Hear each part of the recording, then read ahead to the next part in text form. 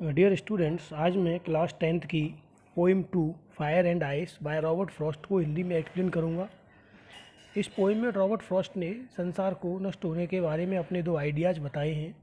जैसा कि लोग कहते हैं संसार इस तरह नष्ट होगा, कुछ लोग कहते हैं उस तरह नष्ट होगा।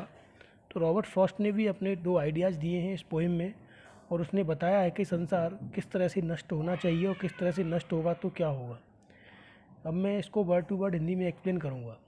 Some say the world will end in fire, some say in ice.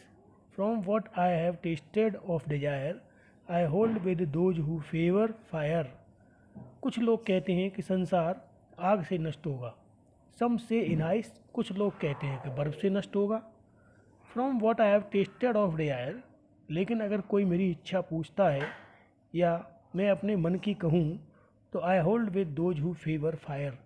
मैं उन लोगों के साथ हूँ जो ये कहते हैं कि संसार आग से नष्ट होगा, अर्थात मैं उन लोगों का समर्थन करता हूँ जो ये सोचते हैं कि संसार आग से नष्ट होगा।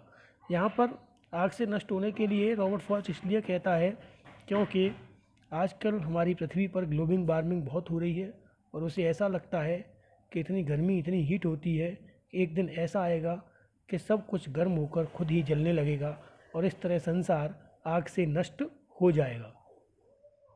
Second stanza, but if it had to perish twice, I think I know enough of hate to say that for destruction ice is also great and would suffice.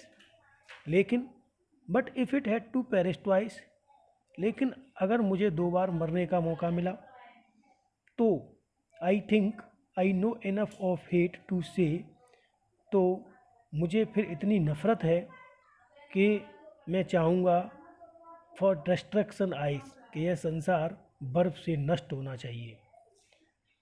Is also great and would suffice, यही इसके लिए अच्छा होगा और यही इसके लिए पर्याप्त होगा। बर्फ़ से नष्ट होने के पीछे इसका एक लॉजिक है कि लोगों के अंदर इतनी घृणा भर गई है कि इसे जो है बर्फ़ से ही नष्ट होना चाहिए। अगर ये बर्फ़ से नष्ट होगा तभी ये घृणा रूपी गर्मी शांत होगी। तो इस तरह से स्टूडेंट्स इस पोइम का हिंदी एक्सप्लेनेशन होता है। अगर किसी को इससे रिलेटेड कोई डाउट है तो कमेंट बॉक्स में लिखें। Thank you.